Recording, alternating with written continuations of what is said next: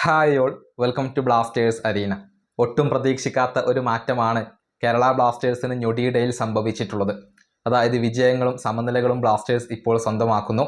ബംഗളൂരു FCയെ അവരുടെ തട്ടകത്തിൽ വെച്ചുകൊണ്ട് കേരള ബ്ലാസ്റ്റേഴ്സ് പരാജയപ്പെടുത്തി.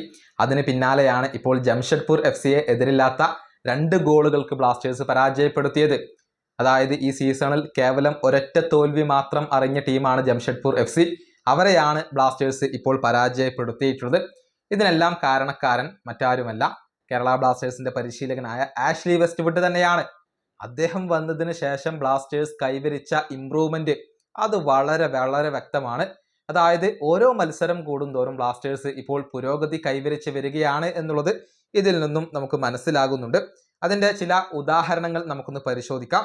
ആദ്യത്തെ 7 മത്സരങ്ങളിൽ നിന്ന് കേവലം 1 പോയിന്റ് മാത്രമാണ് ബ്ലാസ്റ്റേഴ്സിന് നേടാൻ കഴിഞ്ഞിട്ടുള്ളത്. പക്ഷെ അവസാനത്തെ 3 മത്സരങ്ങളിൽ നിന്ന് 7 പോയിന്റുകൾ കേരള ബ്ലാസ്റ്റേഴ്സ് നേടിക്കഴിഞ്ഞു. അവസാനത്തെ 3 മത്സരങ്ങളിൽ 2 വിജയവും 1 സമനിലയുമാണ് ബ്ലാസ്റ്റേഴ്സ് സ്വന്തമാക്കിയിട്ടുള്ളത്. ആഷ്ലി വെസ്റ്റ്വുഡിന്റെ കാര്യത്തിലേക്ക് വരുമ്പോൾ 4 മത്സരങ്ങളാണ് ഇദ്ദേഹം പരിശീലിപ്പിച്ചത്. അതിൽ 2 വിജയങ്ങൾ നേടി 1 സമനിലയും 1 തോൽവിയും വഴങ്ങി എന്നുള്ളതാണ്. തോൽവി ആദ്യത്തെ മത്സരത്തിലാണ് വഴങ്ങേണ്ടി വന്നിട്ടുള്ളത്.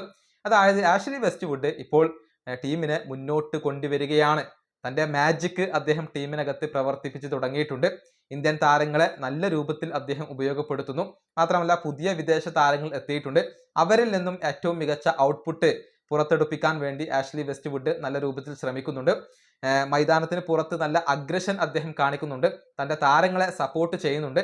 ഏറ്റവും പ്രധാനപ്പെട്ട കാര്യം ഫ്രെഡിയെ ഒക്കെ അദ്ദേഹം ഉപയോഗപ്പെടുത്തുന്നു എന്നുള്ളതാണ്. ഡേവിഡ് കാറ്റ്ല ഒരിക്കൽ പോലും ഫ്രെഡിയെ ഉപയോഗപ്പെടുത്താൻ തയ്യാറായിരുന്നില്ല. പക്ഷെ ആഷ്ലി വെസ്റ്റ്വുഡ് വന്നതോടുകൂടി ഫ്രെഡിയുടെ ആ ഒരു തലവര തന്നെ മാറി എന്ന് പറയേണ്ടി വരും. മികച്ച പ്രകടനമാണ് ഇപ്പോൾ വെസ്റ്റ്വുഡിന് കീഴിൽ ഫ്രെഡി നടത്തിക്കൊണ്ടിരിക്കുന്നത്. മാത്രമല്ല ഡാനിഷിനെ സെന്റർ ബാക്ക് ആയിക്കൊണ്ടുള്ള ഒരു പരീക്ഷണം ഇപ്പോൾ ആഷ്ലി വെസ്റ്റ്വുഡ് നടത്തുന്നു. കൂടാതെ നിഹാലിനെ പോലെയുള്ള താരങ്ങളിൽ നിന്നും ഏറ്റവും മികച്ച പ്രകടനം പുറത്തെടുപ്പിക്കാൻ ഈ പരിശീലകന് സാധിക്കുന്നു എന്നുള്ളതാണ്. അങ്ങനെ ടീമിനകത്ത് നല്ല ഒരു പോസിറ്റീവ് എനർജി കൊണ്ടുവരാൻ ആഷ്ലി വെസ്റ്റ്വുഡിന് കഴിഞ്ഞിട്ടുണ്ട്. കൃത്യമായ ഇംപ്രൂവ്മെന്റ് ടീമിനകത്ത് അദ്ദേഹം ഉണ്ടാക്കിയിട്ടുണ്ട്. അതുകൊണ്ട് തന്നെ ഇദ്ദേഹത്തെ നിലനിർത്തണം എന്നാണ് ഇപ്പോൾ കേരള ബ്ലാസ്റ്റേഴ്സ് ആരാധകർ ആവശ്യപ്പെടുന്നത്.